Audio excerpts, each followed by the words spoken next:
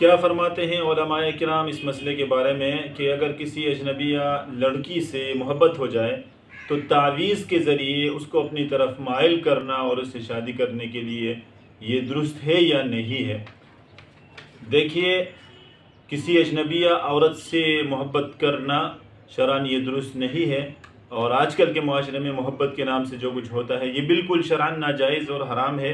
اس سے بچنے کی کوشش کی جائے، بجائے یہ کہ آپ اس محبت کو دو طرفہ کریں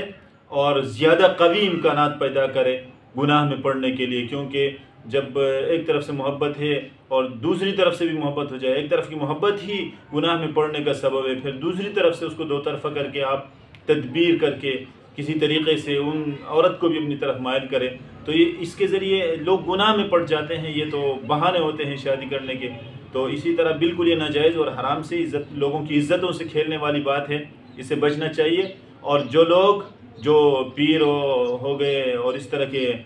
دیگر تعویذ گنڈ کرنے والے لوگ ہیں جو اس طرح کے کام کرتے ہیں، وہ لوگوں کی عزتوں سے کھیلتے ہیں، ان کو چاہیے کہ وہ اس سے بچے، اس سے گریز کرے، اس طرح کے ناجائز کام نہ کرے۔ یہ لوگوں کی عزت کا اور ناموس کا مسئلہ ہے، تو بالکل ناجائز ہے، یہ نہ کیا جائے۔ اللہ تعالی ہم سب کو ایسے غلط کاموں سے بچنے کی ہمیں توفیق عطا فرمائے، اور ہم سب کی عزت کی اللہ تعالی حفاظت فرمائے۔